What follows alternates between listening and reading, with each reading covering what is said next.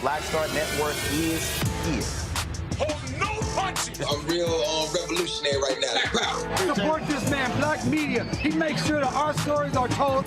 Thank you for being the voice of Black America, Roland. Stay black. I love y'all. All momentum we have now, we have to keep this going. The video looks phenomenal. See, there's a difference between Black Star Network and Black-owned media and something like CNN. You can't be Black-owned media and be scared. It's time to be smart. Bring your eyeballs home. You dig?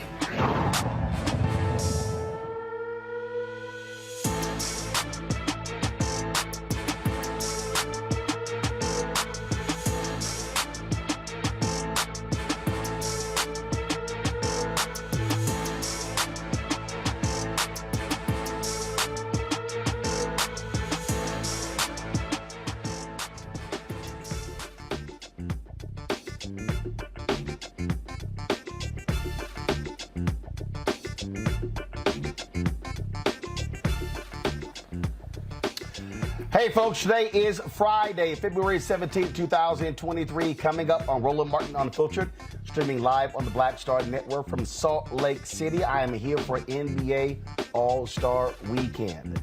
We'll be talking about the 5 former Memphis police officers who have been indicted on murder charges of killing Tyre Nichols.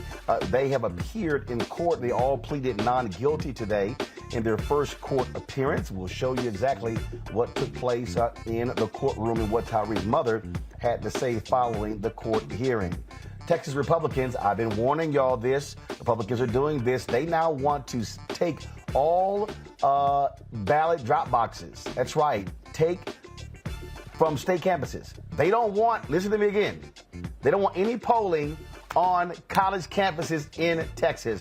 We'll talk to a member of the Texas Black Caucus about that. Also, the FBI, they are opening an investigation into the deaths of 2 black men in Harris County Jail. We'll also talk with the Texas State Representative to explain this as well. So a lot of drama happening there in Texas. And of course, Republicans are saying nothing. A white South Carolina teacher is accused of assaulting a black student from moving during the Pledge of Allegiance. We'll talk to the students' parents and their attorney about this strange story and how they are trying to hold the school accountable. Also, COVID-19 has impacted African Americans and Hispanics more than anybody else when it comes to long COVID. We'll talk to a cardiologist about the new findings showing the racial disparities in COVID. Folks, it's that and lots more to cover. It is time to bring the funk. I'm Roland Martin Unfiltered on the Black Star Network. Let's go. He's got it. Whatever the miss, he's on it. Whatever it is, he's got the scoop, the fact, the find. And when it breaks, he's right on time and it's rolling.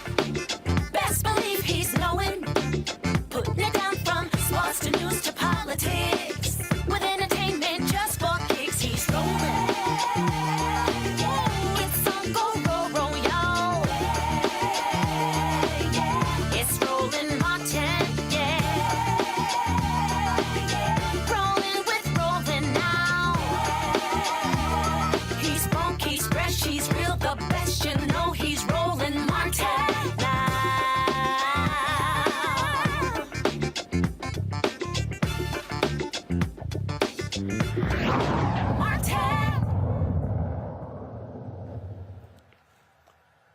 You can't say no one warned you. I have been telling y'all for years what Republicans are trying to do when it comes to voting. Now we have an example in Texas where a state representative wants to ban polling locations on college campuses.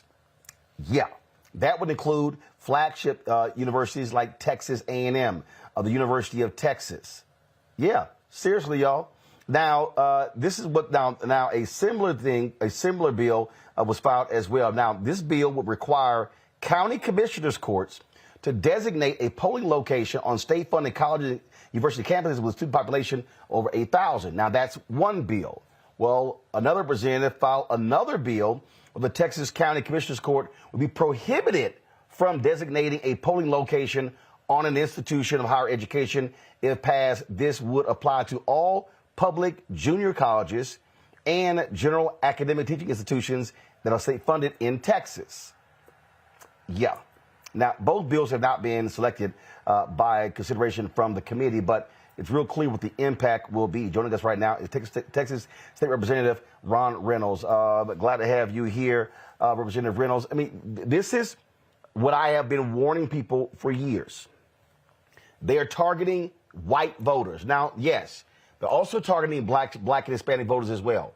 But we saw this happen in Bryan, Texas, where Texas A&M, let's be real clear, is a conservative university.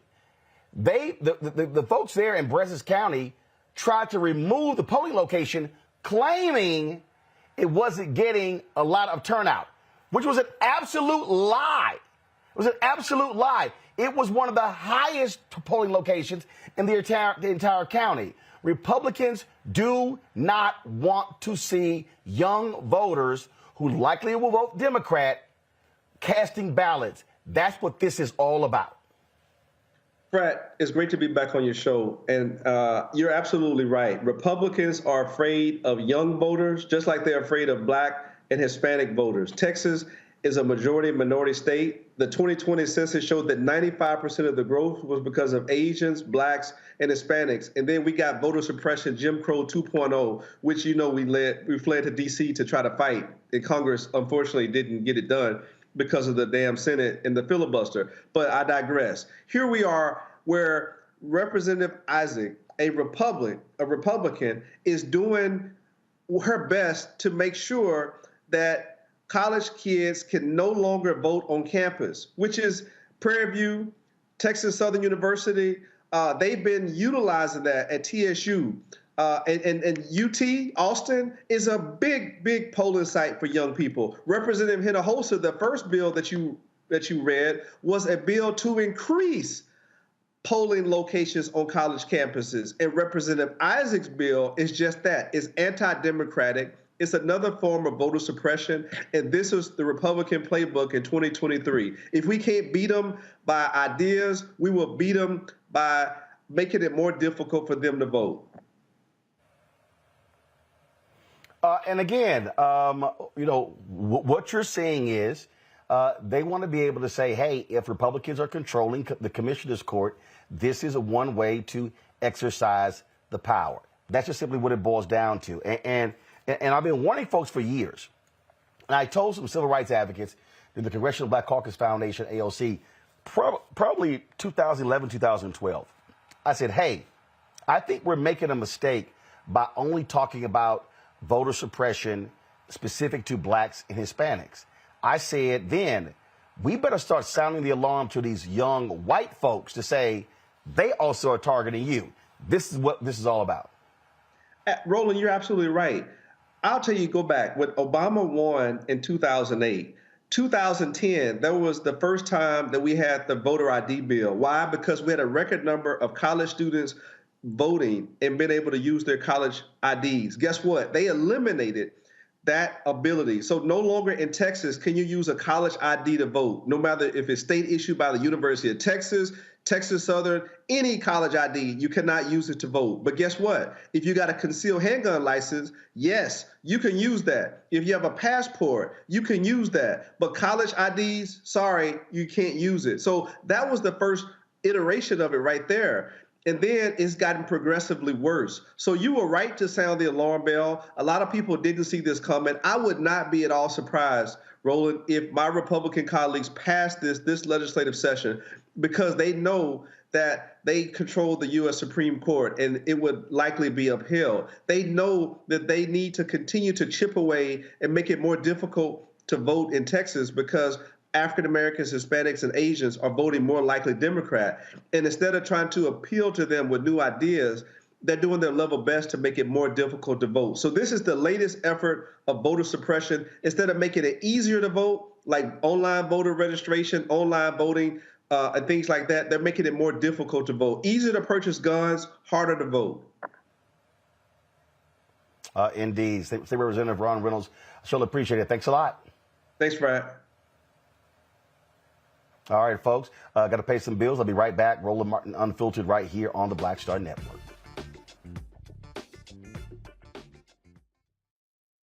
Hatred on the streets, a horrific scene, a white nationalist rally that descended into deadly violence. White people are losing their damn minds. As an angry pro-Trump mob storms the U.S. Capitol, we've seen shooting. We're about to see the rise of what I call white minority resistance. We have seen white folks in this country who simply cannot tolerate black folks voting. I think what we're seeing is the inevitable result of violent denial. This is part of American history. Every time that people of color have made progress, whether real or symbolic, there has been what Carol Anderson at Emory University calls white rage as a backlash. This is the rise of the Proud Boys and the Boogaloo Boys. America, there's going to be more of this. Here's all the Proud Boys, Dave. This country is getting increasingly racist in its behaviors and its attitudes because of the fear of white people. The fear that they're taking our jobs, they're taking our resources, they're taking our women. This is white fear.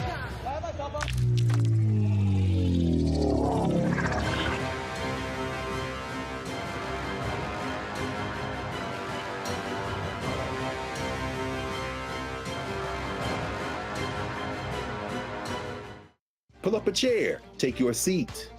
The Black Tape with me, Dr. Greg Carr, here on the Black Star Network. Every week, we'll take a deeper dive into the world we're living in. Join the conversation only on the Black Star Network. Hi, I'm Anthony Brown from Anthony Brown and Group Therapy. Hi, I'm BB Winans. Hey, I'm Donnie Simpson. What's up? I'm Lance Gross, and you're watching Roland Martin Unfiltered.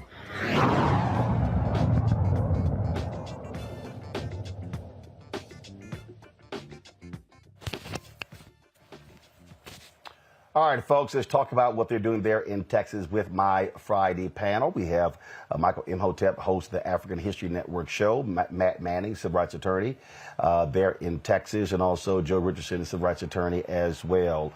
Matt, I'll start with you. You know, this is the thing that people have to understand. They can't just go, you know what, they really not going to do this whole deal. Yeah, it could actually pass. Because, again, what Republicans are trying to do is they are trying to lay the groundwork to steal elections.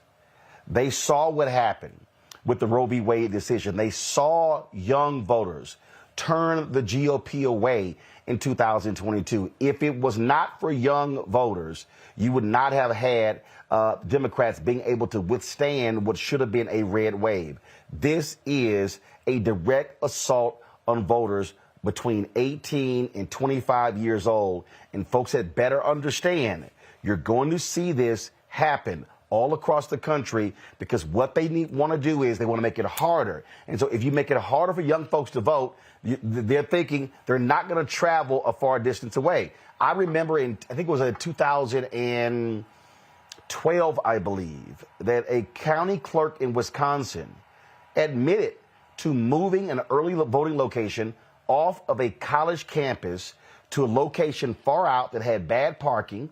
And so because she said, all them young kids, they were voting Democrat. This is what they do. This is about rigging and stealing elections for Republicans. It absolutely is. And what I think is especially important in terms of context in this situation is Kerry Isaac is the representative for Hays County, which is just south of Austin, right where I grew up. Hayes County is the county where Texas State University is. So there may be an even deeper political thing here because Texas State University in San Marcos, the city it's in, has exploded in the last 10 or 15 years.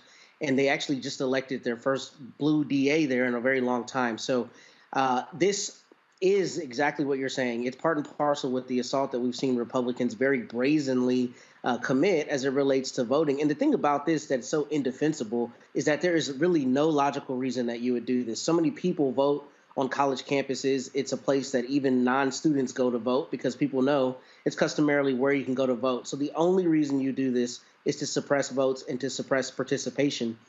And even if the Republicans don't think this will actually pass, this is to signal, hey, we're going to keep pushing the bounds out further and make it exceedingly clear that we're playing for keeps and we want to rig the rest of, the generations going forward as it relates to the courts, as it relates to everything, and all of that happens via the ballot box.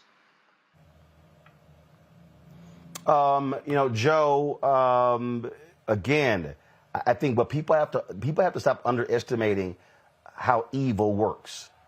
This is about power. And they know if we can knock off 3, 4, 5, 6, 7, 8,000, 10,000 votes, hey, that's the margin for victory. Let me remind people, Biden-Harris wins Georgia by 12,000 votes. They barely won Arizona by a similar margin. It ain't that hard to do this. Right. And, it's all about dividing and conquering. And one of the things that you want to be able to do, the power of a suggestion is very prevalent here. What they want to do is suggest to you, young voters, young voter of color, that you shouldn't be voting by just making it more difficult. Things in the media, things that are said, you see what's happening in Florida, even with, degrading the importance of African-American history. They want to suggest that you don't belong and that your voice doesn't count. But at the same time, they got to make it harder for you to vote because, in fact, your voice does count. And if you make it heard, they're going to be outnumbered. So they're not going to win on numbers. They're not going to win on ideas. And divide and conquer is getting harder because there's more people to divide and conquer because they're getting ready to get outnumbered. And so what they want to do is make it as hard to vote as they possibly can without dealing with ideas, without appealing to people, particularly in places that are getting more black and brown. Now, Texas has been a little bit more fortunate because as California got majority minority, California is very liberal, right? Texas, not so much. More of your Hispanic audience is not so likely to automatically go Democratic as black folks are. But that being said, that time is coming too. Go back to Beto's campaign, where he got a lot closer than a lot of people thought he would. There's these Democrats that are coming out of nowhere. No, they're getting ready to be outnumbered. And so you have to get that young segment because this young segment, college educated. Trump does good with people that don't go to college. Republicans do good with people that don't go to college and people that don't have critical thinking skills, with all due respect to those that do have critical thinking skills. And so that's the battleground. Divide and conquer is getting harder, but if we can keep them from voting, then we can hang in there just a little bit longer. And again, Michael, they understand if you make it, see, this is the people that understand. If you make it harder, you can knock the numbers down. That's the whole deal. They want to make it harder. Exactly. And Republicans are masters at this. Now, we need to outsmart them at their own game. And to pick up what Joe just said, and I'm going to reference back to something you and I have talked about, Roland. Joe talked about critical thinking skills. And people who go to college students are much more likely to also have taken a political science class, which means they can see through a lot of the nonsense that Republicans are trying to feed to them as well. But, Roland, we've talked about this numerous times before, and I've talked about how I think a lot of the civil rights leaders, I think they're very committed. They mean well. I think they made a tactical mistake by not expanding who was harmed by voter suppression bills. It's not just African Americans. It's white college students, it's Latinos, Asian Americans, white women. And I've talked about how they needed to link up when they were trying to get the voting rights bill passed, the John Lewis voting rights bill. You need to link up with the women's reproductive movement, women's reproductive rights movement, white women. You have 48 million disabled Americans who are registered to vote. When you talk about taking away drop boxes, ballot drop boxes, things like this, or mail-in ballots, that hurts them of all different races. So a lot of the civil rights leaders, we love them, but they keep acting like this is 1965, Selma, Alabama. No, Republicans are trying to suppress the vote of people who are more likely to vote Democratic, regardless of race, even though we're the #1 target. And you talk about Texas. Lastly, Smith versus Allwright, 1944, U.S. Supreme Court case. You study the history of Texas. Texas had all-white Democratic primaries where African Americans were not even allowed to vote in those primaries. So you study the history of Texas, you understand the voter suppression laws. We can see this coming. So this is another reason why elections have consequences, and is we have to vote strategically and vote these people out of power. You know, and Matt, again, what people have to understand is just like with textbooks. California, Texas, Florida, so goes those states, so goes the nation. And so we saw what happened with Georgia in the last cycle. People are going to be looking at Texas, and then other legislators are going to be saying, let's look at the numbers. Do the exact same thing in our state. I need people watching to listen to me very clearly. Ron DeSantis doesn't give a damn if black people are angry with AP classes in Florida. He's not talking to us. This is about electoral map. This is about trying to appeal to ratchet up white voters. Get your voters up, shrink your people voting against you to win. That is what the strategy is, Matt.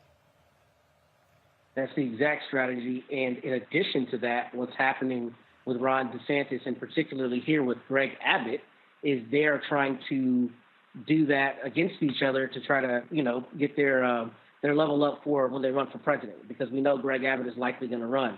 So you're exactly right. And they're not speaking to us, and they don't care. And we're going to continue to see attacks on more and more things that they've identified as being woke, or being identified with the black community, or being identified as something that they think middle-aged white people who they're trying to speak to are offended by.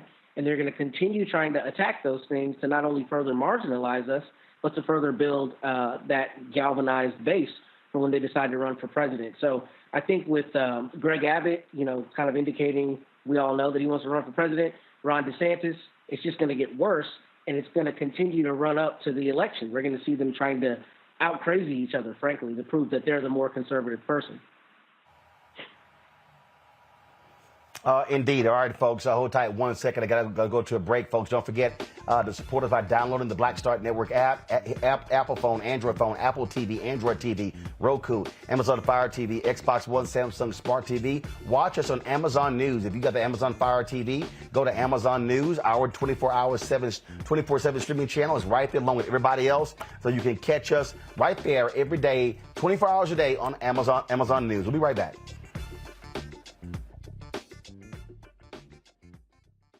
When you talk about blackness and what happens in black culture, we're about covering these things that matter to us, speaking to our issues and concerns. This is a genuine people-powered movement. There's a lot of stuff that we're not getting. You get it, and you spread the word. We wish to plead our own cause.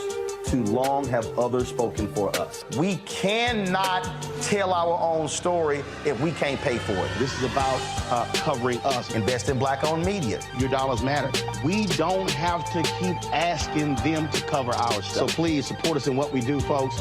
We want to hit 2,000 people, $50 this month, raise $100,000. We're behind 100,000, so we want to hit that. Y'all money makes this possible. Check some money orders. Go to P.O. Box 57196, Washington, D.C. 20037-0196. The Cash App is $RM Unfiltered. PayPal is R Martin Unfiltered. Venmo is RM Unfiltered. Zelle is Roland at RolandSMartin.com. On a next, A Balanced Life with me, Dr. Jackie, a relationship that we have to have. We're often afraid of it and don't like to talk about it. That's right, we're talking about our relationship with money. And here's the thing, our relationship with money oftentimes determines whether we have it or not. The truth is you cannot change what you will not acknowledge. Balancing your relationship with your pocketbook. That's next on A Balanced Life with me, Dr. Jackie, here at Black Star Network. Hey, I'm Donnie Simpson. Hi, I'm Eric Nolan. I'm Shantae Moore. Hi, my name is LaToya Luckett, and you're watching Roland Martin Unfiltered.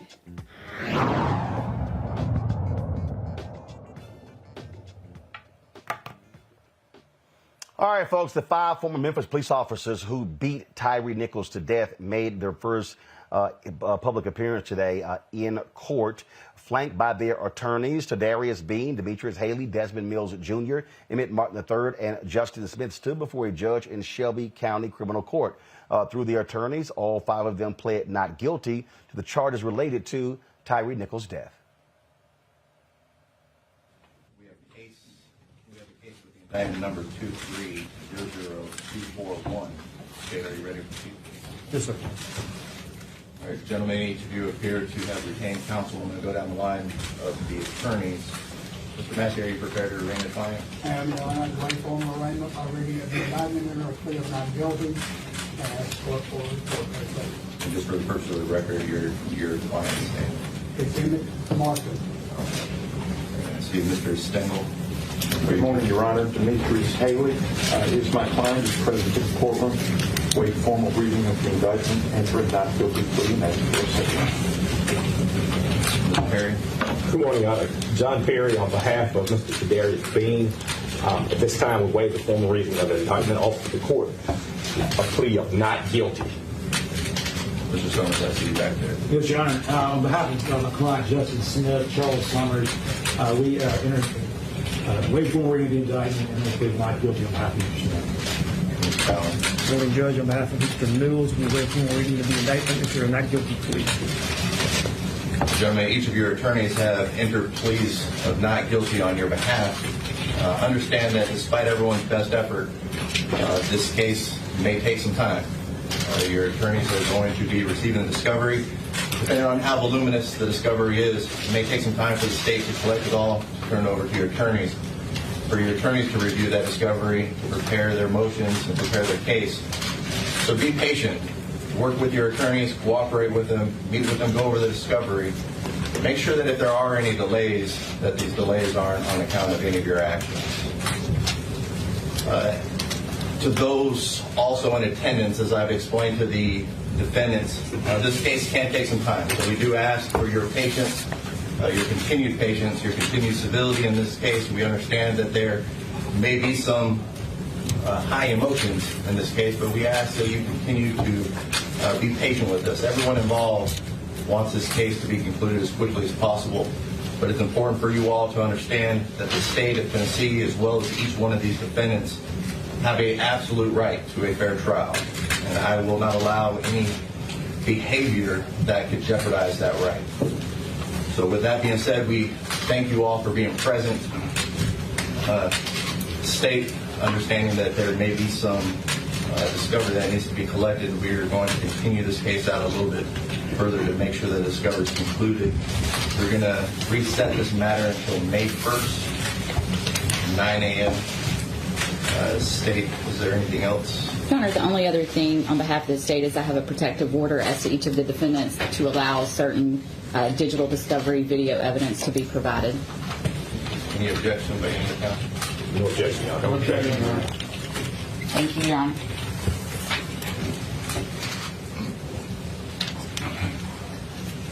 Ms. Massey, is there anything else on behalf of your client?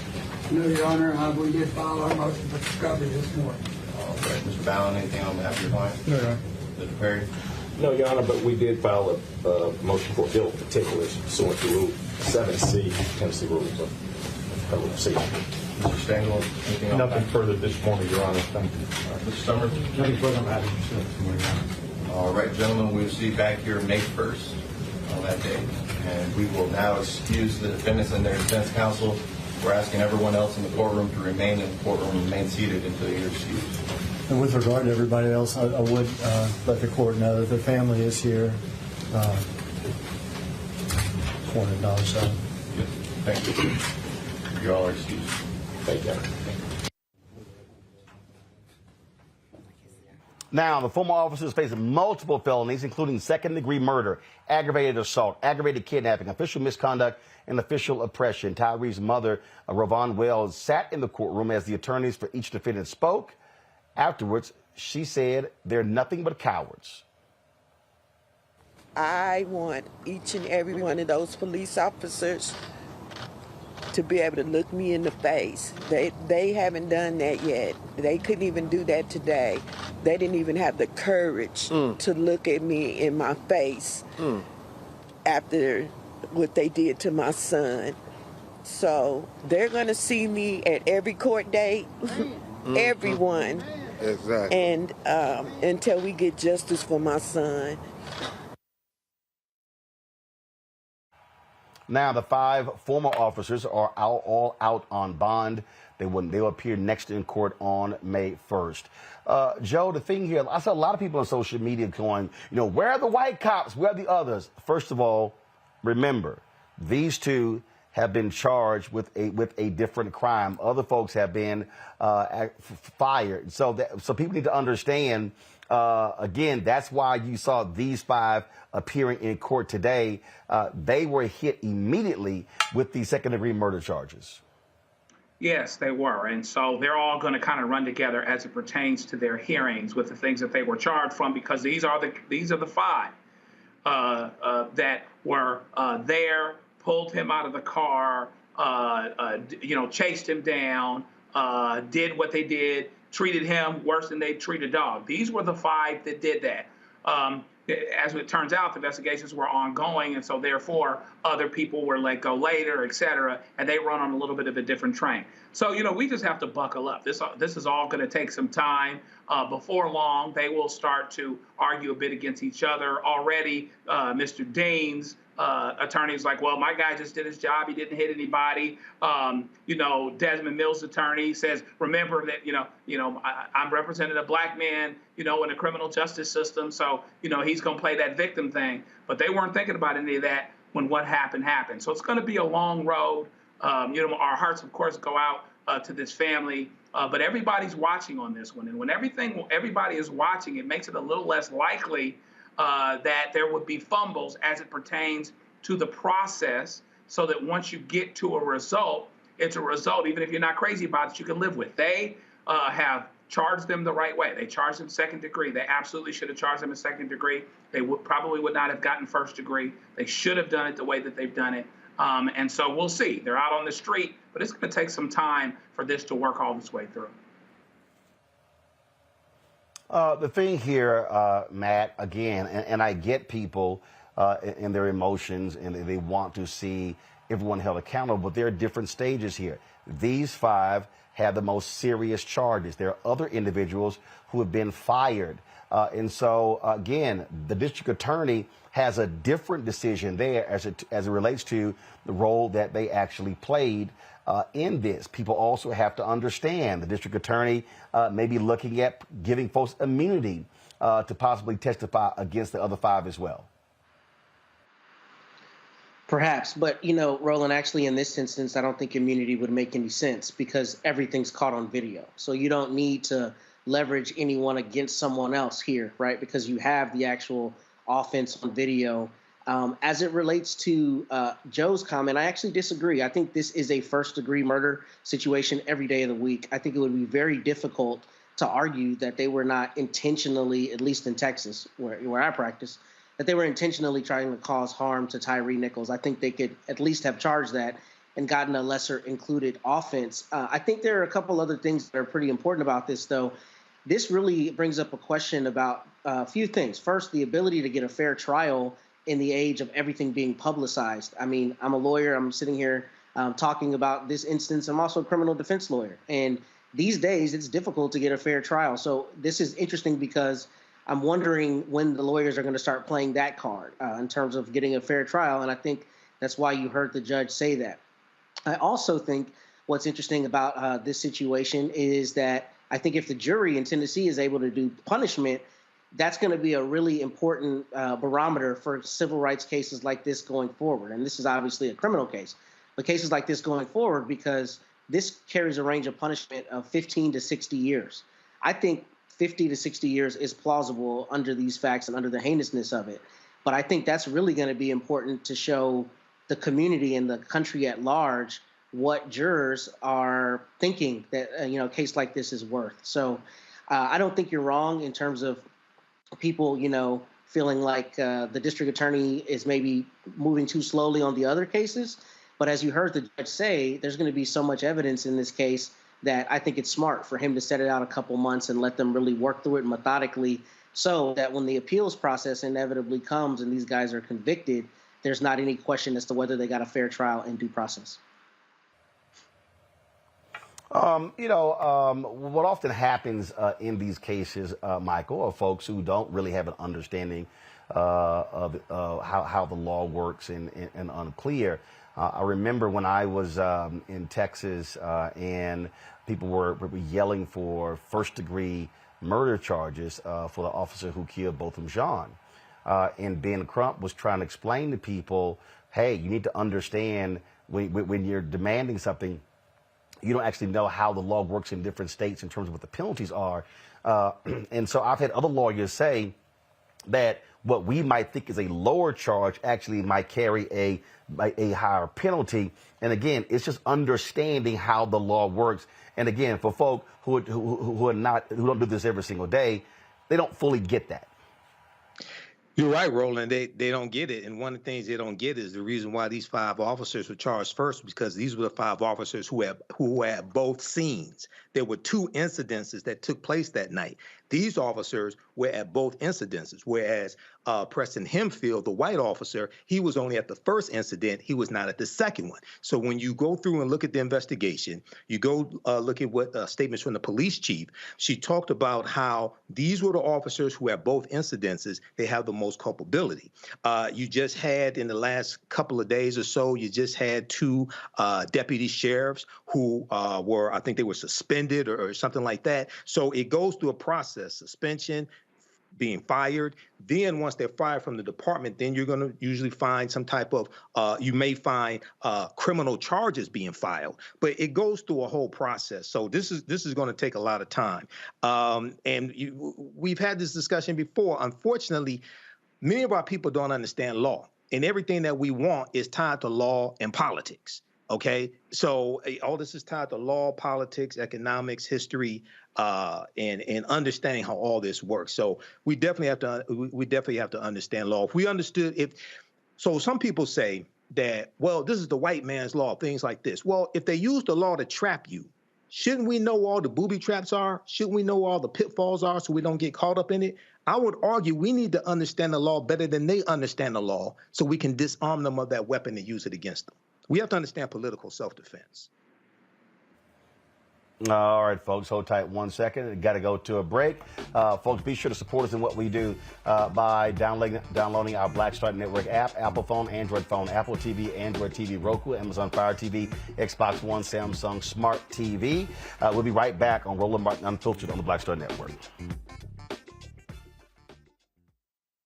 Next on Get Wealthy with me, Deborah Owens, America's Wealth Coach. Listen to this. Women of color are starting 90% of the businesses in this country. That's the good news.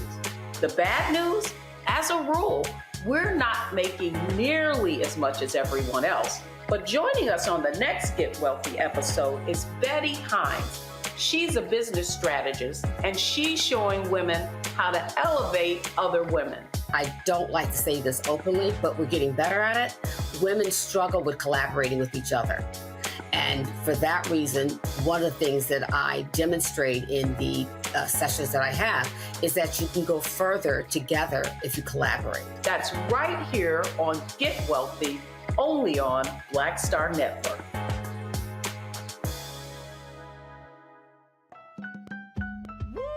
We're all impacted by the culture, whether we know it or not. From politics to music and entertainment, it's a huge part of our lives, and we're going to talk about it every day right here on The Culture with me, Faraji Muhammad, only on the Black Star Network.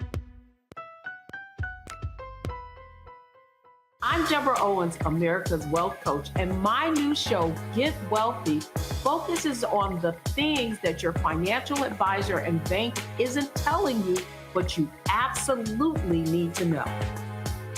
So watch Get Wealthy on the Black Star Network.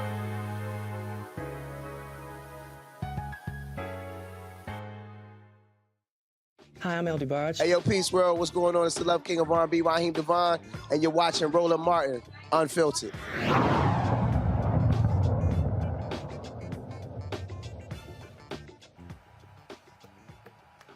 All right, folks, let's go to South Carolina, where a South Carolina freshman says that a teacher attacked her in the hallway because she was walking during the Pledge of Allegiance. Now, the teacher is still working. The parents have filed a civil lawsuit against the Lexington School District 1 and that teacher, Nicole Livingston. Now, the minor, known as MB, was walking in the hallway of River Bluff High School on November 29th. When Livingston approached and appeared to pin the 15-year-old up against the wall. According to MB's parents, Livingston has yet to be reprimanded. Now get this, there are two videos of the same incident telling different stories. Joining me now is Fennell Harrington and Chevelle Barnwell, the parents of the student, and their attorney, Tyler Bailey. Okay, so let's just start here. Let's start here. And either one of you can let me know this here. Is this a daily thing where the students in all of the school must recite the Pledge of Allegiance? So, Roland, here in South Carolina, every morning schools announce the Pledge of Allegiance. Please stand for the Pledge of Allegiance. But the law does allow for students to not participate in the Pledge of Allegiance in a non-disruptive manner. So on this day, what you see, the Barnwell's daughter's walking, and there's a teacher saying, stop, stop. She's minding her business, walking through school like she does every day. So every day in South Carolina, it's in our Constitution that they do announce the Pledge of Allegiance, but students have a right to participate or refuse to participate in a non-disruptive manner. Now, again, according to this story, Fennell and Chevelle, MB was walking down the hallway. So when this happens, so what happens? Did your child leave the classroom? So exactly what happened there? Because if you're in the classroom, how is she then walking down the hallway? So explain to me that circumstance. She's walking to her class at this time. So if you look at the video, you see other students walking, right? And she's walking to her class. So she's not the only person who's walking here, but for some reason the teacher zero-ins on her when she's walking. Obviously, you see their daughter, we're all African-Americans here. She's a young black freshman student. The teacher, Ms. Livingston, is the white teacher, and she sees their child walking in the hallway along with other students, but she only stops our client here, puts her hands on her, demands that she stop, and she was minding her own business as she had a right to. She had a right to continue walking. She did not have to stop for the Pledge of Allegiance if she didn't want to.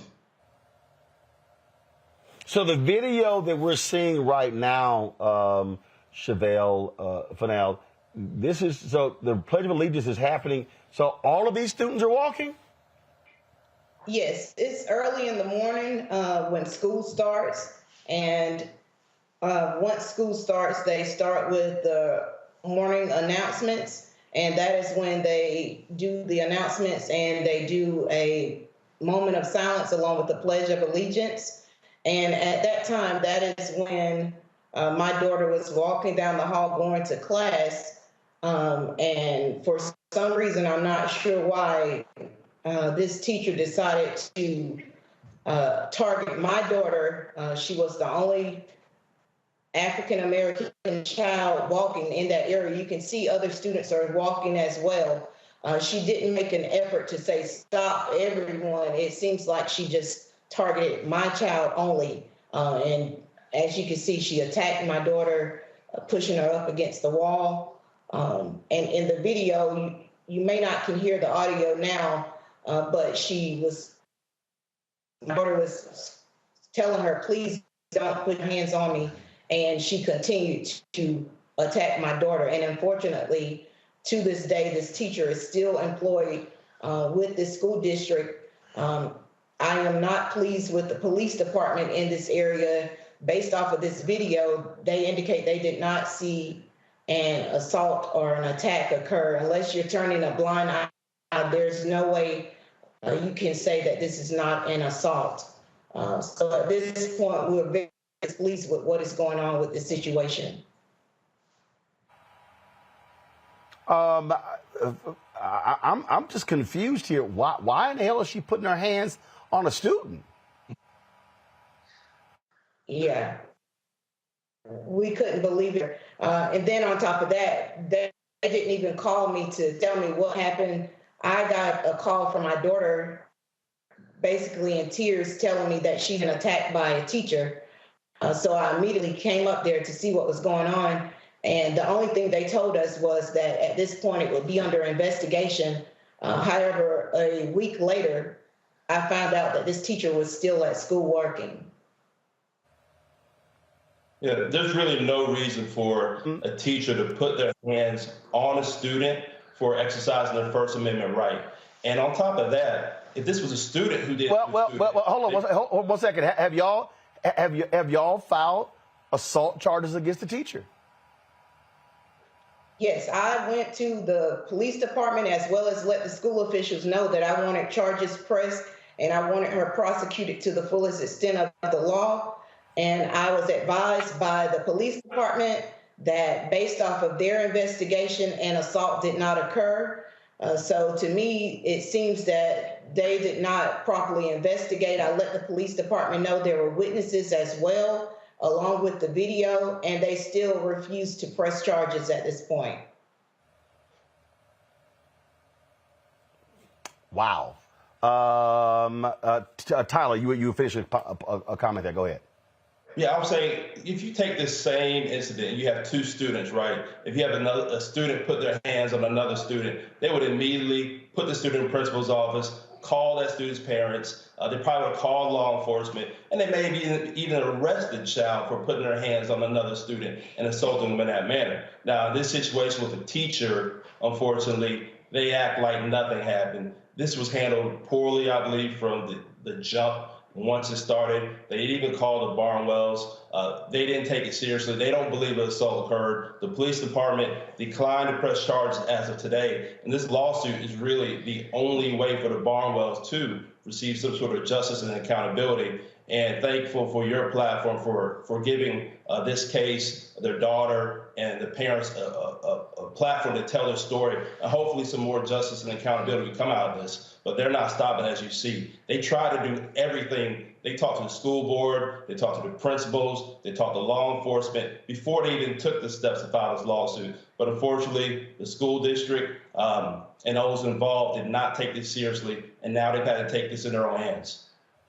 And I would also like to add to Mr. Tyler Bailey that when we went to the school, the principal said that he didn't condone the teacher the way that she handled it. He also said when my daughter went to her that the situation, he basically told her, why didn't you stop? Aren't you proud of your country?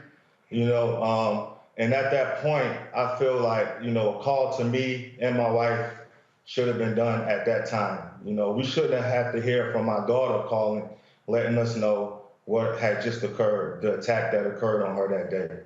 I feel like the school has done nothing to help with the situation. We've reached out to them, to the Lexington County School District. We couldn't talk to no one there. And basically, at this point, there's no resolve. They don't want to speak to anyone about the assault. And it's basically, they're basically standing on the attack on my daughter, saying, you know, that they didn't see an assault when you can clearly see that an assault took place. If you watch the video, you can see and you can hear the distress in her voice. Get your hands off of me. Get your hands off of me. And the teacher continued to hold on to her, and she didn't let her go. Like when she asked for her to get her hands off of her, she continued to hold on to her aggressively, pushing her to the wall And then she also snatched her school ID from off of her and told her that we're going to the office. I feel like, at this point, some accountability need to be held. The teacher need to be held accountable. And as my wife stated, we will hope that the school will do the right thing. And at this point, nothing has been done. And I'd like to also say that we demand respect and accountability. At this point, the school has not even apologized to my daughter for this incident. They continue to act high and mighty as if nothing never occurred. And at this point, justice needs to be served by the school district as well as the police department. I'm not sure why or what we need to do to get charges pressed, and I'm not sure why this teacher would still be employed at this point. That certainly makes absolutely no sense to me. Well, we certainly appreciate all three of you joining us. Let us know what happens next in this story.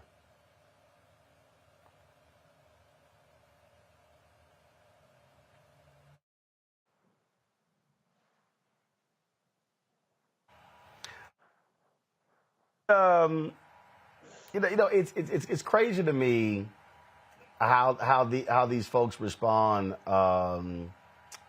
Joe, with this. So you just gonna make somebody do the Pledge of Allegiance, and you gonna put your hands on a student? Oh yeah. Trust me. That would be. I remember I had a middle school teacher, Miss Hart, accused me of using drugs because my eyes were red, and she had to security search me.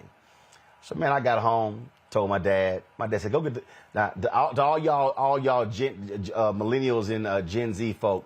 My dad said, "Go get the phone book. Y'all used to be having a thing called the white pages, so you couldn't just Google it." And so I went and got the white pages, brought it back. He called the school. He called for the principal, Mr. Broussard, and said point blank, he said, "None of my kids have ever used drugs. I fully expect her to apologize tomorrow. And if my son comes home tomorrow and tells me she has not apologized, I will be in your office in 15 minutes. That's right. You better say that. He said, do you understand what I'm telling you? He said, and then what happened? I went in next day. Ms. Hart was apologizing. It's interesting the ways in which privilege shows up. There's a whole lot of people walking down the hall, apparently, during the Pledge of Allegiance, particularly if the Pledge of Allegiance is at the beginning of the day. Some of us were early people. I was an early guy, but we all had friends when we went to school that always came late, or their mamas may have brought them a little late, or they get in a little late, get off the bus, or whatever the case may be. There was a whole lot of people that were walking down the hallway at the time of the Pledge of Allegiance. But somehow, some way, this teacher felt that this black child was the one to target and to pull aside. So even when it comes to privilege, and that frankly is one of the reasons we have the problems that we do in this country, where we would look the other way at a January 6th, for instance, because white people did the blowing up and did the tearing down and did the the malfeasance. But if black folk had done it, it would be a whole different thing. So now you're going after the black girl because I guess she's just the big winner. But the issue is that privilege even shows up in a situation like that, where they will overlook. They'll walk past 3 or 4 white people to get at the black person to stop her from doing something that apparently she had every right to do. She had every right to walk down the hallway. She was not being disruptive per their own rules. She was probably just on her way to class. And we don't hear anything from the parents saying, well, she was protesting and, whatever else. And so that's what she does. And then she takes a knee and, free Colin Kaepernick. It wasn't necessarily anything like that. She was just walking down the hall like a lot of the white kids were. And she still finds a way to get rolled up just because she's the lucky one. But at the end of the day, probably happened because she was the black one. And hopefully, these guys stay the course so that they get the justice that they need. And then even at that, now they're asking her questions out of the presence of her parents. Aren't you proud of your country? And all of these other things. I bet you if you ask the same people, they had an opinion about Kaepernick, they tell you one thing. Got it. For sure, and go consistent with that. To me, it's crazy. All right, got to go to a break. We'll be right back. Roland Martin Unfiltered on the Black Star Network. Black Star Network is here. Oh, no punch! I'm real revolutionary right now. Thank you for being the voice of Black America. All momentum we have now, we have to keep this going. The video looks phenomenal. See, there's a difference between Black Star Network and black-owned media and something like CNN. You can't be black-owned media and be scared. It's time to be smart. Bring your eyeballs home. You dig? Hi, I'm Dr. Jackie Hood Martin, and I have a question for you. Ever feel as if your life is teetering and the weight and pressure of the world is consistently on your shoulders? Well, let me tell you, living a balanced life isn't easy. Join me each Tuesday on Black Star Network for A Balanced Life with Dr. Jackie. We'll laugh together, cry together, pull ourselves together, and cheer each other on. So join me for new shows each Tuesday on Black Star Network, A Balanced Life with Dr. Jackie.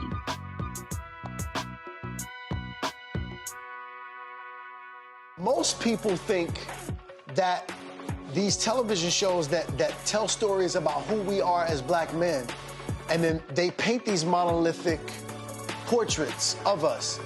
They think that they're being painted by white people. And I gotta tell you, there are a whole bunch of black folk that are the creators, the head writers, the directors of all of these shows, and that are still painting us as monoliths. The people don't really want to have this conversation. No, they don't.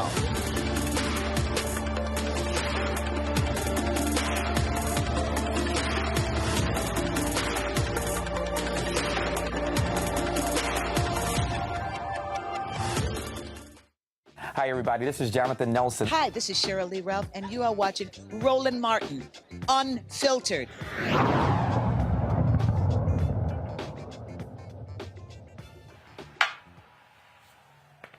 All right, let's go back to Texas, where the FBI is opening an investigation into the deaths of two men in the Harris County Jail. Jaquari Simmons died in February 2021. Jacoby Pillow in January of this year. Both of those deaths are going to be reviewed. An internal investigation into Simmons' death uncovered staff policy violations, resulting in the sheriff in Harris County to terminate 11 employees and suspend 6 others in May of 2021. Now, the Houston Police Department conducted a criminal investigation into the death of Simmons, leading to the recent manslaughter indictment of former detention officer Eric Niles Morales. Pillow was in the process of being released from jail on bond on January 3rd when he was accused of assaulting a detention officer. Jail staff used force to restrain Pillow to regain control of him. He was evaluated by medical staff and returned to a cell. He was later found unresponsive in his cell and taken to a nearby hospital where he was pronounced dead. His cause of death is still pending. Joining me right now is Texas State Representative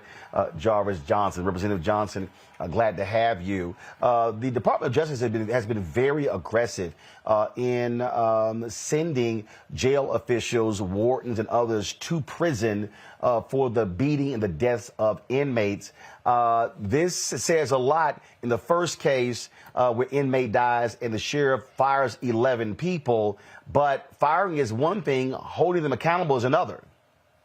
Absolutely.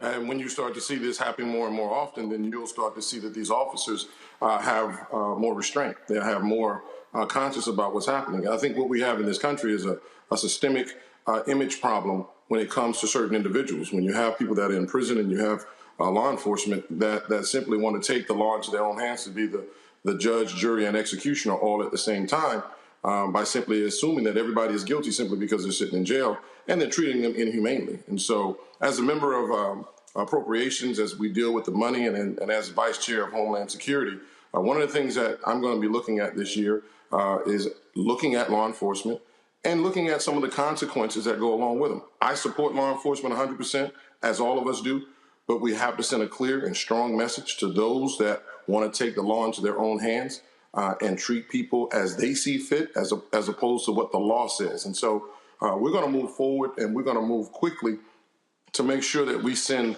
on my behalf, and certainly I can't speak for the rest of the caucus and the rest of the committees, but I certainly will be fighting to make sure that we're holding accountable officers to make sure that, and again, and when these type of things happen, what happens after that serves into a lawsuit that then taxpayers have to pay.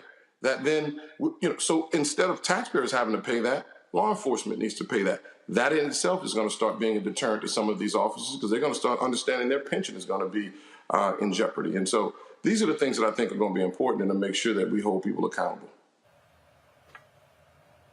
When you talk about, again, holding accountable, I remember, again, growing up in Houston, and the name Justice William Wayne Justice is just seared into my head. It was a federal judge who oversaw the Texas criminal justice system for a very long time because of widespread abuses in the prison system in that particular state.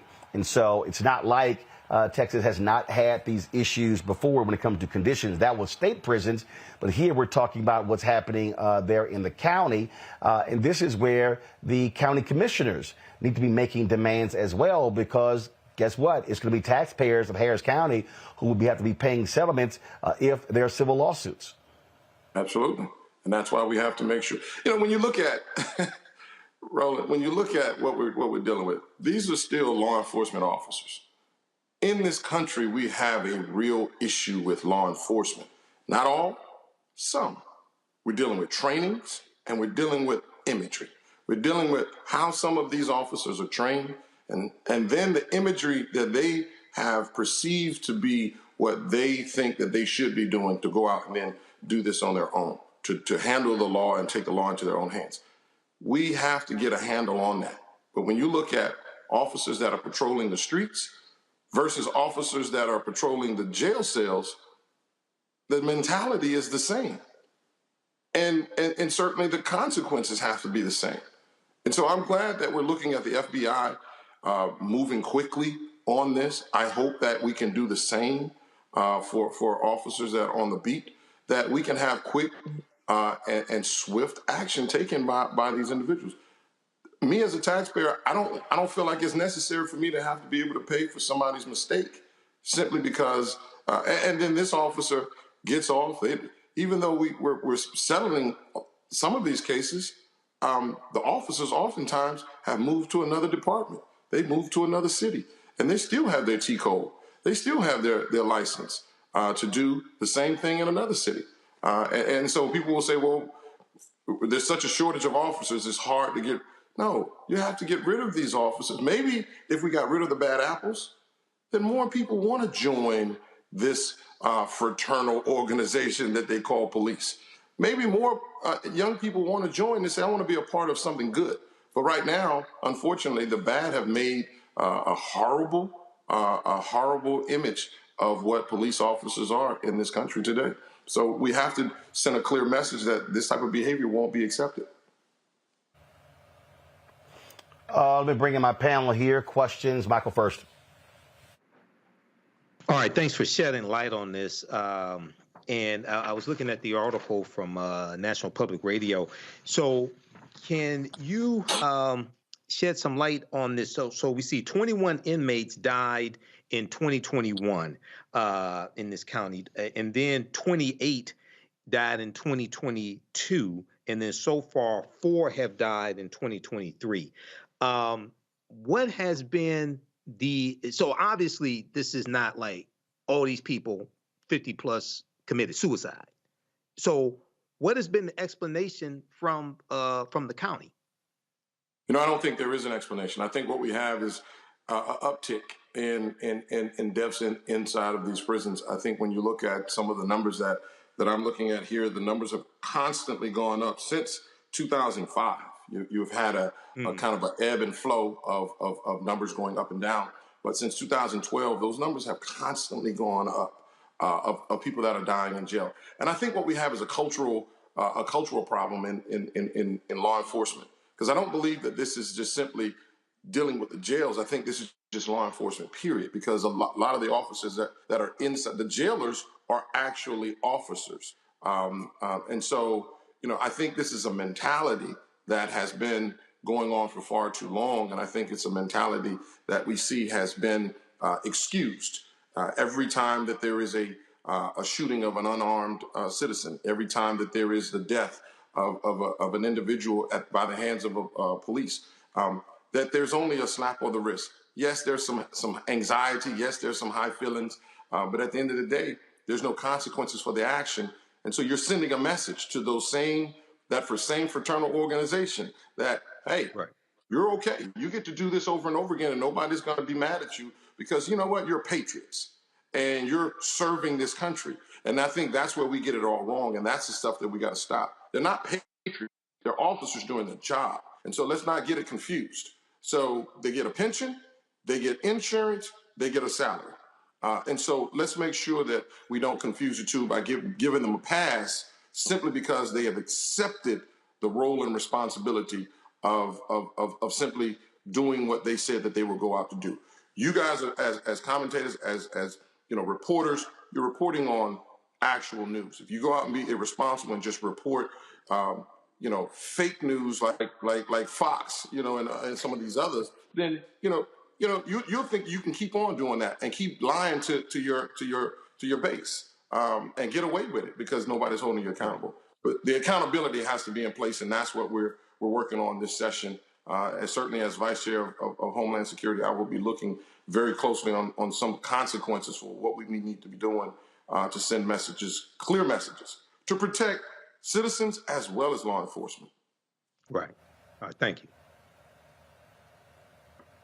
Indeed. Representative Jarvis Johnson, I certainly appreciate it. Thanks a lot. Always, Ro. You see, I don't have my Omega behind me because I'm trying to respect you, brother. I love you. I knew you was going to give me a hard time. So, my homeboy from Houston, we still got love for you, though. But at the end of the day, I love you, brother. That's wise. That's wise you did that. But remember, anytime you're the president of an alpha, always kiss the ring. Kiss the ring. He never move that. Always kiss the ring. I love you, brother. Appreciate it. Thanks a bunch. All right, y'all. I gotta go to a break. We come back more on Roland Martin Unfiltered. Don't forget, support us in what we do, folks. Your dollars make it possible for us to be able to travel this country, covering the stories. I'm going to be in Los Angeles on Monday. We're shooting new episodes of Rolling with Roland. We also be there for the NAACP Image Awards. Send your check and money orders to P.O. Box 57196, Washington, D.C. 20037-0196. Cash App is $RM Unfiltered. PayPal is R Martin Unfiltered. Venmo is RM Unfiltered. Zelle is Roland at RolandSMartin.com. Roland at RolandMartinUnfiltered.com. Be sure to get a copy of my book, White Fear, How the Browning of America is Making White Folks Lose Their Minds. The book is available at bookstores everywhere, including Ben Bella Books, Amazon, Barnes & Noble, IndieBound, Bookshop, Chapters, Books A Million, Target. You can also download a copy on Audible. And don't forget, folks, download our app, Apple phone, Android phone, Apple TV, Android TV, Roku, Amazon Fire TV, Xbox One, Samsung Smart TV. I'll be right back. Pull up a chair, take your seat. The Black Tape with me, Dr. Greg Carr, here on the Black Star Network. Every week, we'll take a deeper dive into the world we're living in. Join the conversation only on the Black Star Network. Hatred on the streets, a horrific scene, a white nationalist rally that descended into deadly violence. White people are losing their damn minds. As an angry pro-Trump mob storms the U.S. Capitol, we're about to see the rise of what I call white minority resistance. We have seen white folks in this country who simply cannot tolerate black folks voting. I think what we're seeing is the inevitable result of violent denial. This is part of American history. Every time that people of color have made progress, whether real or symbolic, there has been what Carol Anderson at Emory University calls white rage as a backlash. This is the rise of the Proud Boys and the Boogaloo Boys. America, there's going to be more of this. Here's all the Proud Boys, guys. This country is getting increasingly racist in its behaviors and its attitudes because of the fear of white people. The fear that they're taking our jobs, they're taking our resources, they're taking our women. This is white fear.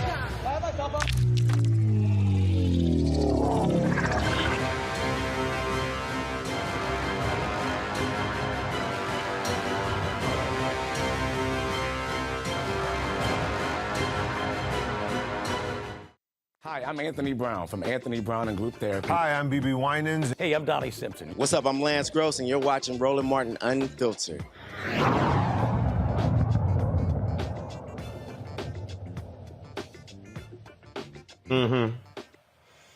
New research from the National Institutes of Health shows Black and Hispanics are being impacted at a higher rate for long COVID.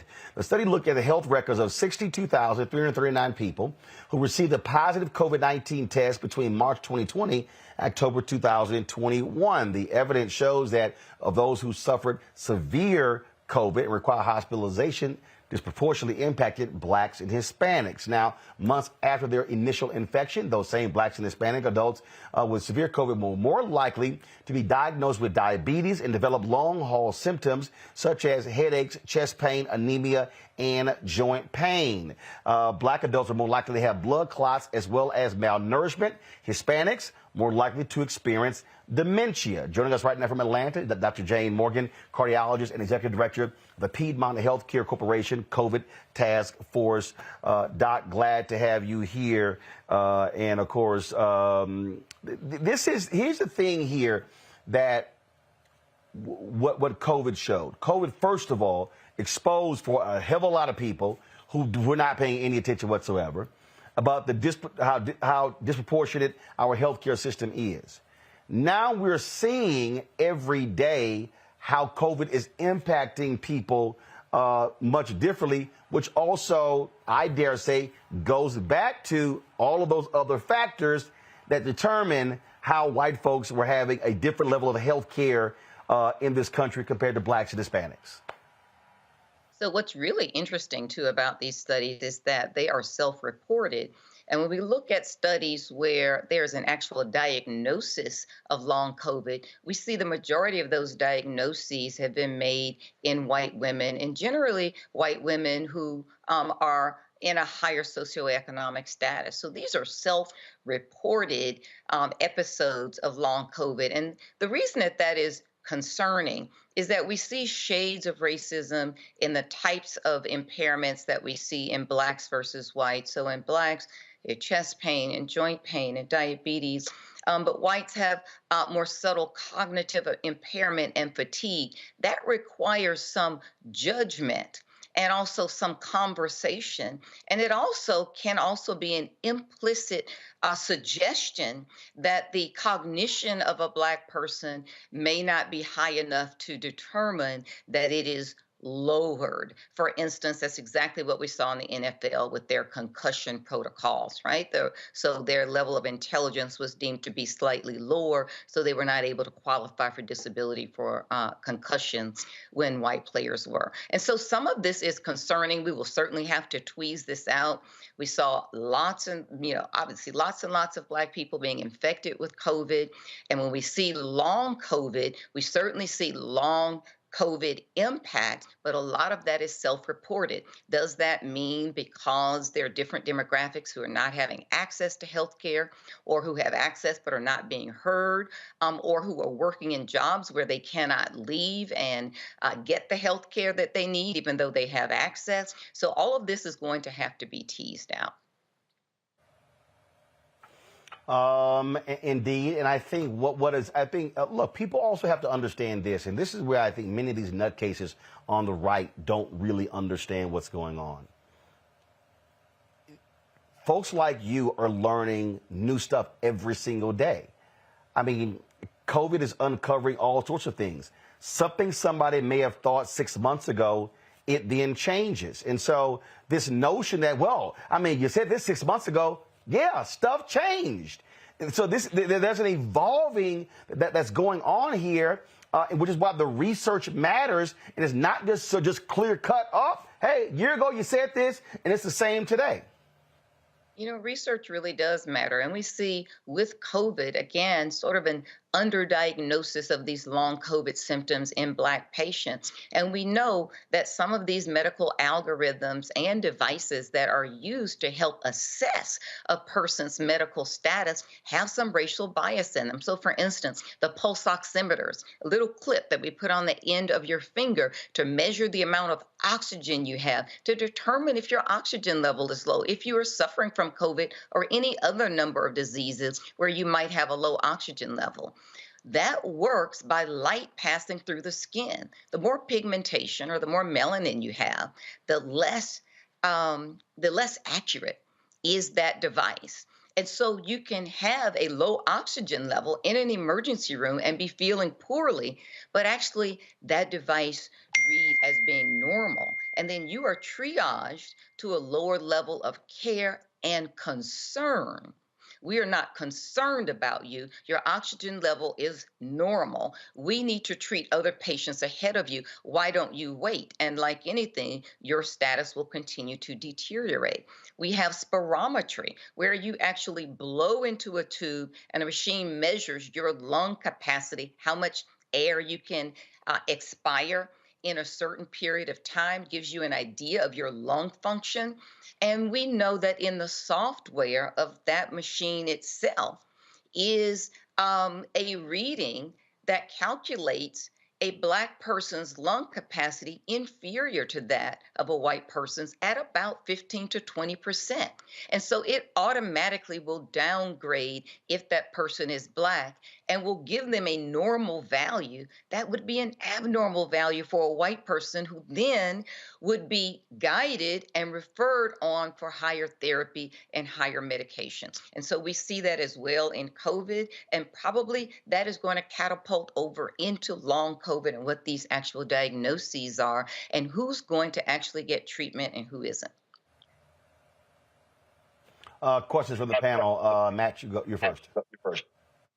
The question I had, Dr. Morgan, was just how do you think we increase access as it relates to Black people and getting diagnosed for post-COVID? Because when I read this, that's what jumped out to me most, especially with you, indicating that this is primarily self-reported. So what do we get from this in terms of how we can increase access in our communities to get these diagnoses? A couple of things. We need to advocate for ourselves, but we also know, and certainly in a paper that I published 2 years ago, looking at a number of COVID patients, we certainly know that the type of insurance that you have actually matters, right? That's going to determine whether or not you have access to generics, whether or not you'll need permission to see a specialist, how many visits you'll actually get with that specialist. So insurance, unfortunately, in this country is tiered, and it does make a difference between what type of health care you receive and what type that you don't. You should try to advocate for yourselves, educate yourselves, get good information. I'm trying to give good information tonight, right, to arm yourselves. And then not necessarily challenge your physician, but bring that information forward to say, I am concerned that you are not listening to me. You don't hear what I'm saying. And I would like to try again because I'm not feeling well. Joe? Dr. Morgan, thanks so much for being here. I really appreciate what it is that you're doing. I wonder, we had the question about how we advocate for ourselves. How well do you think in the medical field itself there is a recognition that these biases take place? And I'm sure you must feel like, you're trudging in quicksand all the time and sound like a broken record in terms of the things that you're pointing out. But how well is this known and recognized as an issue by people in the field themselves, in the medical field, and how outcomes are affected by insurance, et cetera, and how perhaps these other biases come in a way where two people that look different have a different tiered diagnosis, different tiered treatment? How much recognition is there of people that are in the field that are actually making these decisions that set some people on these roads and other people on other ones? And so there are some areas that are gaining ground faster than others. One of those is kidney function. we have something called the eGFR, estimated glomerular filtration rate. It is a calculation that lets us know how well your kidneys are functioning. The higher that value, the better your kidney function. Well, in those formulas, there are generally two main formulas that we use to make those calculations, and it's done in the pathology lab. Those formulas both have a multiplication factor for African Americans. It's actually called the AA factor, African American. And so at the end of the formula, if you are Black, there is a multiplication factor that artificially increases that value, that makes your kidney function appear better than it is. We finally have gotten recognition from that from the National Kidney Foundation in 2021, in September of 2021, and they recommended that these formulas no longer contain this factor. And just this month, a year and a half later, it has been determined that Black people, by using this eGFR formula, were delayed access to kidney transplant list, because you have to have a certain degree of disease in order to qualify for these transplant lists. Well, if the formula that they're using always artificially makes you appear healthier than you are, then you're actually deteriorating, but not able to get access to that kidney transplant list. And all medical facilities have been notified that they have within 1 year to now both identify and contact Black patients who should have been on these kidney transplant lists. So really, it's no longer a matter of how long have you been waiting on this transplant list. The question is, how long have you been kept off of it? Wow. Great. Thank you, Doctor. Michael. Hey, Dr. Morgan, thanks for this valuable information. In April of 2021, CDC Director Dr. Rochelle Walensky stated that racism was a serious public health threat, okay? And she talked about how COVID-19 disproportionately impacted communities of color. So when we look at your research here, we look at the information from the National Institute of Health, talk about understanding racism as something that's systemic. Talk about how those two relate, number one. And number two, what are some things that you recommend that can be done to fight against how the African American community is disproportionately harmed by COVID-19 and long COVID? So many lessons. Doc, that's a lot Mike wants you. Oh, Doc, that's a lot Michael wants you to do, but you got by 30. No, Mike, I got this. Doc, you got 30 seconds. That's my point. I know you got 1, 2 things, but we got 30 seconds left in the segment. Doc, go. So many things to unpack during COVID with regard to lessons learned. One of those, though, is early in the COVID, when we saw the Alpha, the Beta, the Delta surges, we saw disproportionate impact in Black communities. And that was because, by and large, we were unable to step away from jobs. These are jobs that were, we call them essential workers. You live in multi-generational households, don't have access to pharmacies within 5 miles. We saw that pendulum swing in the last part of the COVID pandemic, where we see the majority of people now hospitalized and dying are white, and it's mostly because of the type of ideology that they're following. And so COVID is a great lesson in what our societal, infrastructural, racial construct is here in the United States. All right, then. Doc, I got to do this here. So you had a birthday, what, about 5 days ago? And you, you didn't think I was going to do this. Come on, y'all. Come on, hurry up. Yeah. Uh-huh. Oh, yeah. So you posted this. You posted this on your Twitter account. You like, well, you know, I might take it down. I was like, no. So look. So now, was this from the party, or was this from a previous party? That was at the party. I had a surprise birthday party my sister threw for me. So this was at my party. All right, then. Well, first of all, happy belated. And then see, even though if you try to take the photo down, well, this going to live forever with us showing it there. So that's why I want to go ahead and do that. Yeah, and you can see in the background, you see my oldest son, Omar Jimenez. He's the CNN national correspondent back in the background there. All right, then. Well, look, happy birthday, and I hope you had a great time there. Thanks a lot for coming on. Thank you. I appreciate it. Bye. All right, folks, I had you on YouTube. Hit the like button, y'all. We should easily be at 1,000 likes. I don't know why I have to do this every single day. Y'all should log on before you start commenting. Hit the like button so we can go ahead and hit 1,000 likes. Do that. So we come back from break, we should be at 1,000, all right? I'm going to the break. I'll be back in a moment. On a next, A Balanced Life with me, Dr. Jackie, a relationship that we have to have. We're often afraid of it and don't like to talk about it. That's right, we're talking about our relationship with money. And here's the thing, our relationship with money oftentimes determines whether we have it or not. The truth is you cannot change what you will not acknowledge. Balancing your relationship with your pocketbook. That's next on A Balanced Life with me, Dr. Jackie, here at Black Star Network. When you talk about blackness and what happens in black culture, we're about covering these things that matter to us, speaking to our issues and concerns. This is a genuine people-powered movement. There's a lot of stuff that we're not getting. You get it, and you spread the word. We wish to plead our own cause. Too long have others spoken for us. We cannot tell our own story if we can't pay for it. This is about covering us. Invest in black-owned media. Your dollars matter. We don't have to keep asking them to cover our stuff. So please support us in what we do, folks. We want to hit 2,000 people, $50 this month, raise $100,000. We're behind 100,000, so we want to hit that. Y'all money makes this possible.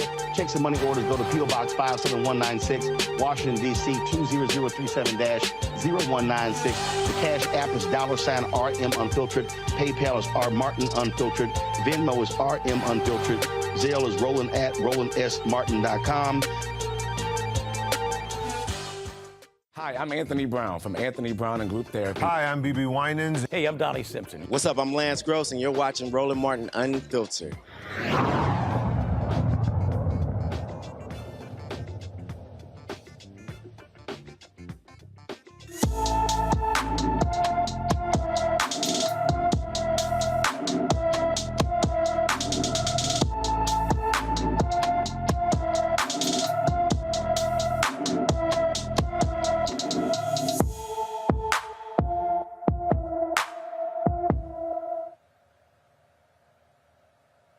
Dominic Addison has not been seen since December 27th. Last seen in Derby, Connecticut. The 17-year-old is 6 feet 4 inches tall, weighs 120 pounds, with brown hair and brown eyes. Anyone with information about Dominic Anderson should call the Derby, Connecticut Police Department at 203-735-7811, 203-735-7811. The family of an unarmed 20-year-old black man killed in his bed in Columbus, Ohio. They have filed a wrongful death lawsuit against the officer who shot him. Donovan Lewis was shot and killed by Officer Ricky Anderson on August 30th. When officers arrived to serve a warrant at 2 in the morning. The family wants Anderson fired. He has been on the payroll since the fatal shooting. A 21-page complaint does not include the city of Columbus because the family believes the city needs to be sued in federal court. The white man in Kansas City, Missouri, suspected of kidnapping black women has been indicted. Timothy Hazlitt Jr. has been indicted on several charges related to the kidnapping and rape of a 22-year-old black woman. In October, a woman who escaped from Hazlitt's home told police she had been held captive for about a month. She said her friends did not make it out, meaning Hazlitt killed him. Prominent black Kansas City community leaders voiced their concern about several missing black women, but they say police ignored their pleas. The investigation continues into the allegations other women were involved. This story out of Missouri, folks, is just unbelievable. A Missouri judge has overturned the conviction of a black man who spent nearly 28 years behind bars for a murder he has always denied committing. Tuesday, Lamar Johnson walked out of a St. Louis courtroom, a free man. Play the video, folks. You got to hear this. The conviction of Lamar Johnson in State v. Lamar Johnson, calls 22-941-37068, is hereby set aside.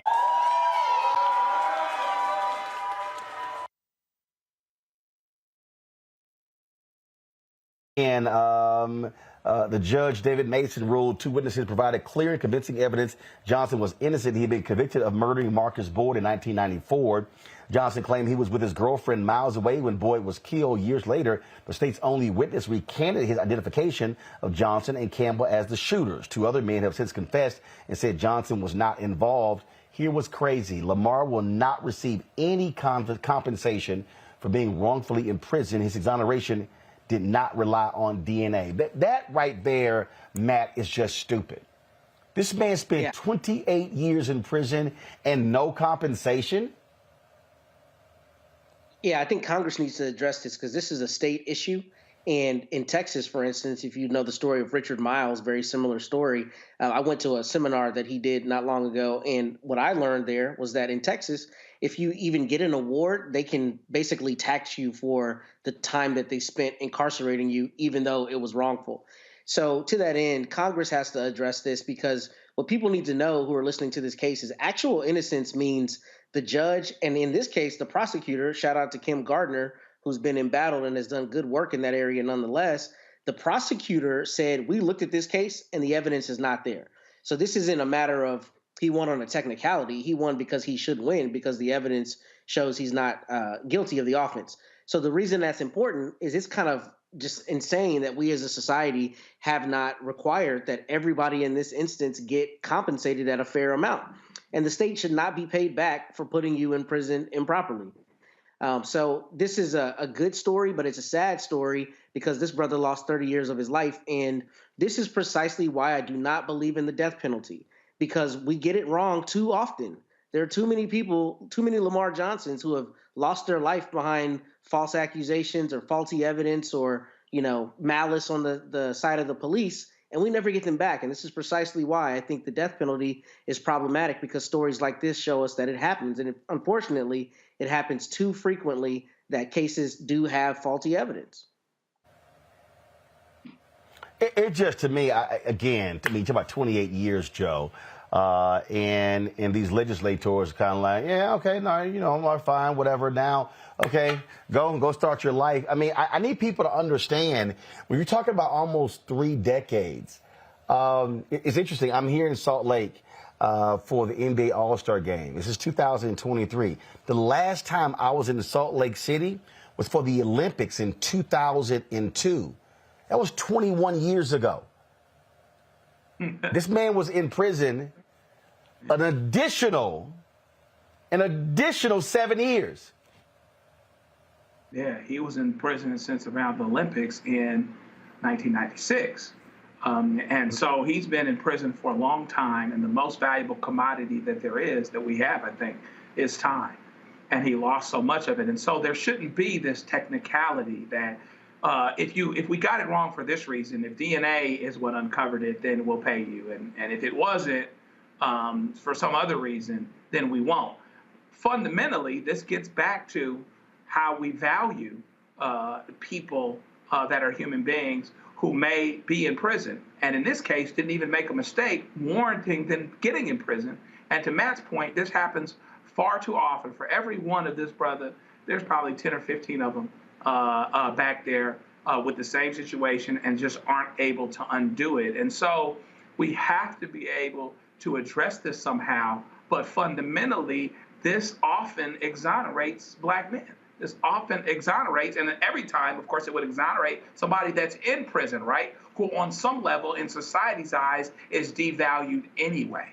And so, the sympathy and the urgency is not there to change this, because the fact of the matter is, in order for the urgency to be there to change it, this would have to be undone often enough that it would actually shake the foundations of the criminal justice system, because the biggest suggestion in the system is that, by and large, the system gets it right. And the system, by and large, doesn't necessarily get it right, and it certainly doesn't get it right as often as it needs to. Michael.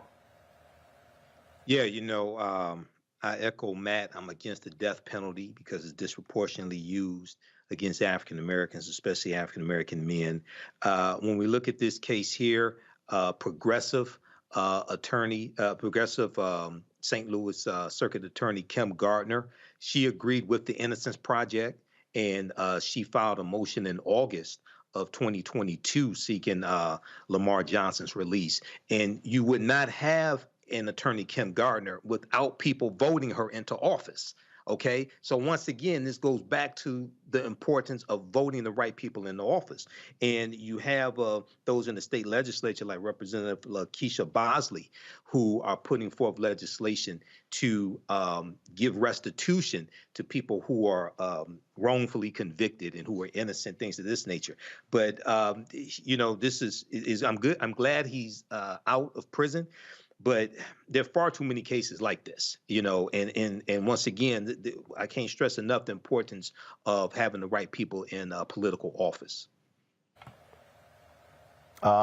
Indeed. So it's just, again, I look, as Joe said, bottom line is you can't get back.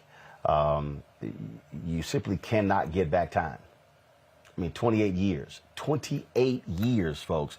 That's nearly 3 decades that this man has been in prison, and to say no restitution, nothing. That to me is simply an abomination, and it goes to show you what happens in this society in terms of how folks are treated. Unfortunately, many of them are indeed African American. All right, folks, I'm here in Salt Lake City, NBA All-Star Weekend. Looking forward to the various activities here. But got to go to a break. We come back. I'm going to talk about this Clarence Thomas statue in Georgia. Boy, it was a heated discussion on the floor of the Georgia legislature where one black rep called this man an Uncle Tom. He went off on Clarence Thomas. We're going to play it for you when we come back on Roland Martin Unfiltered. Don't forget, folks, download the Black Star Network app, Apple phone, Android phone, Apple TV, Android TV, Roku, Amazon Fire TV, Xbox One, Samsung Smart TV. You can join our Bring the Funk fan club. Your dollars make it possible for us to do what we do every single day. I appreciate those of you who have joined, the people who send us emails, and folks who are stopping me here all over Salt Lake City already. And so, people see the work that we're doing, and so it is having an impact. Checking money orders, go to P.O. Box 57196, Washington, D.C., 20037-0196. Cash App is $RM Unfiltered. PayPal is R Martin Unfiltered. Venmo is RM Unfiltered. Zelle, Roland at RolandSMartin.com. Roland at RolandMartinUnfiltered.com. Our goal is to get 20,000 of our fans contributing on average $50 for the year. That's $4.19 a month, 13 cents a day. Every dollar does indeed matter. Let me thank the folks who've given during the show: Frederick Davis, Sherland, Carrington. Let's see here. It's some other folks. Give me 1 second. I'm just going to pull it up here. Let's see here. Mike Konami, Dalia Byfield Williams, Cheryl Denise Flemings, Nurse Linda Whitesale, Robert Jackson, Michael Potts, Monique Taylor, Theron Lane, Joan Griffin, Darnita Lee, Dewan Rubin, Marjorie Sands, Terry Brooks, Lawrence Scott, Lawanda Bivens, Terrence Bridges, Jaquez, Roxana DeShong, Samantha Piggy, Christine, Yolanda, Donald Rush, Regina Davis, Carl Haas, Carl Lewis, Keith Jones, Big C, Anna King Cole, Chanel Foray, Ida Trier, Ruben Moultrie. Also, get my book, White Fear, How the Browning of America is Making White Folks Lose Their Mind, available at bookstores nationwide, and download her copy on Audible. We'll be right back. Hatred on the streets, a horrific scene, a white nationalist rally that descended into deadly violence. White people are losing their damn minds. As an angry pro-Trump mob storms the U.S. Capitol, we've seen shooting. We're about to see the rise of what I call white minority resistance. We have seen white folks in this country who simply cannot tolerate black folks voting. I think what we're seeing is the inevitable result of violent denial. This is part of American history. Every time that people of color have made progress, whether real or symbolic, there has been what Carol Anderson at Emory University calls white rage as a backlash. This is the rise of the Proud Boys and the Boogaloo Boys. America, there's going to be more of this. Here's all the Proud Boys, guys. This country is getting increasingly racist in its behaviors and its attitudes because of the fear of white people. The fear that they're taking our jobs, they're taking our resources, they're taking our women. This is white fear.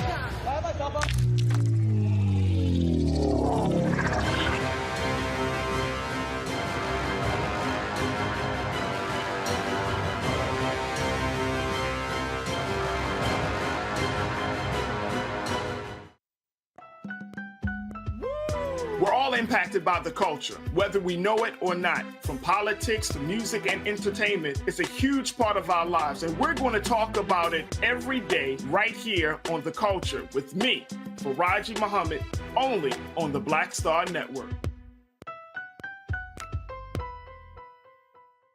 Hi, I'm Kim Burrell. Hi, I'm Carl Payne. Hey, everybody, this is Sherry Shepherd. You're watching Roland Martin Unfiltered.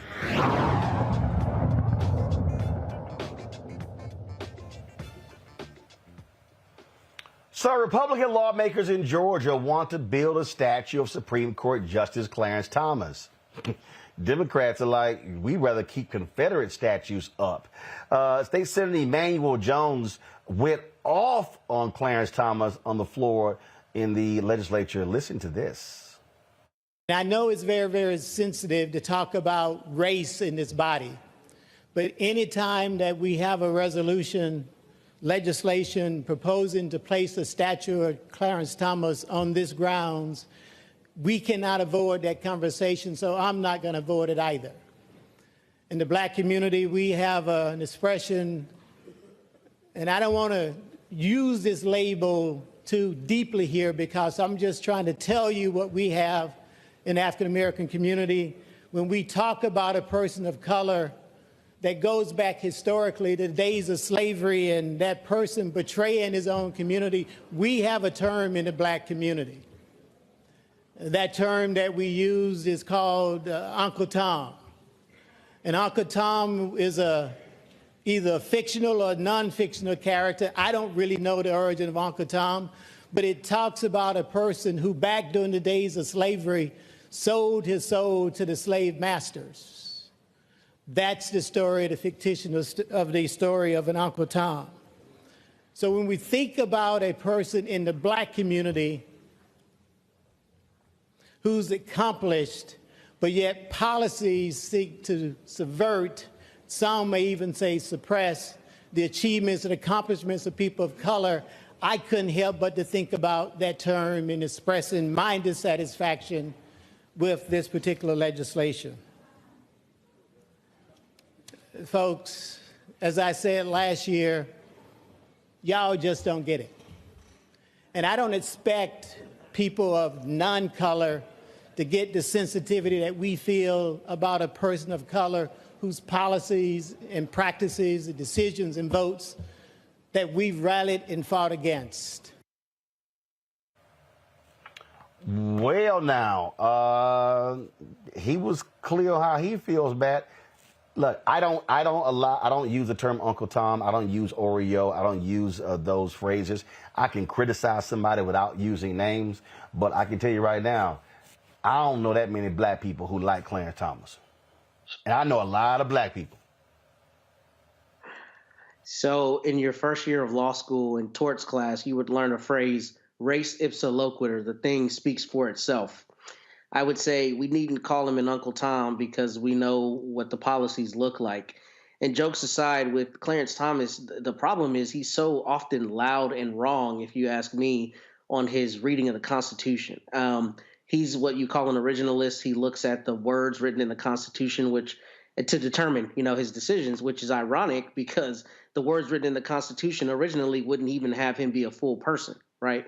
So he just seems to be loud and wrong on everything. And what we extrapolate from that is this. One, I think the Republicans in Georgia are not only playing a game of politics as it relates to parties, but with race, right? We see Herschel Walker as their candidate, and it seems like some of these state legislators are trying to, prop him up to say, see, look, it's not about race. we've got this black guy that we're calling the paragon of progress. But Clarence Thomas is made some really terrible decisions, and it's a concern, particularly when we know about the nexus between his wife and the January 6th insurrectionists and the fact that there's no recusal and no ethics with the Supreme Court. It's extremely problematic because, I mean, if you look at him objectively, he's could be an incredibly impressive person with his education and his background, but he has used it to our detriment. So I don't like to use that label, but I mean, the reality is he has not done any helping of us in his position, which is such an important position as we talk about on this show so often. As a Supreme Court justice, they set the tenor of so much of what happens in our country, and he is so often the loudest and wrongest in the position that he takes. About 90 seconds left. Joe, you got 45 seconds to go. You know, from the very beginning when he was appointed, you know, he is the one that talks about it not being about race and those types of things, but he was ready to call it a high-tech lynching as soon as Anita Hill came around. And he's been determined to antagonize us ever since. So he shouldn't be awarded with anybody's statue for sure. But it's interesting the things that Georgia is arguing about nowadays. I thought it was interesting. You don't have to call him Uncle Tom because you know what he's doing. He's living it. And so hopefully we can talk about things that are more useful in the Georgia State Legislature in the future. Michael, 45 seconds, go. The real Uncle Tom's name was Josiah Henson. Josiah Henson was a runaway slave from Maryland. He ran away in 1830. He published his autobiography in 1849. Harriet Beecher Stowe published Uncle Tom's Cabin in 1852 based upon his autobiography. The real Uncle Tom in the story was a hero who refused to beat black women, who refused to tell what runaway slaves were. The traitor in the story, Uncle Tom's Cabin, his name was Sambo. So if anything, we should call Clarence Thomas a Sambo, not Uncle Tom. Study the real Uncle Tom, whose name was Josiah Henson. All right, then. And y'all know I do a lot of traveling around the country. Oftentimes, I would take photos of monuments to African Americans. I can guarantee you this. If Georgia erects a statue of Clarence Thomas, I ain't nowhere in hell I'm taking that picture. At all. I think I met the man twice, got absolutely no respect for Clarence Thomas whatsoever. And when he was all upset, conservatives were upset when he wasn't included in the Smithsonian National Museum of African American History and Culture. Didn't bother me 1 second. Period. All right, folks, that's it. I got to go. Matt, Joe, Mike, thanks a bunch. I will see you guys on Monday from Los Angeles, where we'll be there for the NAACP Image Awards. Of course, we're nominated. We'll also be shooting episodes of Rolling with Roland. And so look at my social media stuff. We're going to have some stuff from here from Salt Lake. Looking forward to that good content as well. Shout out to Mark Tatum, Deputy Commissioner of the NBA. He's a Kappa, but glad to be a guest of Mark at NBA All-Star Game. Folks, that's it. Don't forget, get my book, White Fear. Download the Black Star Network app. Support us by joining our Brina Funk fan club. Everything's at RolandMartinUnfiltered.com or RolandSMartin.com. I'll see y'all on Monday. Holla!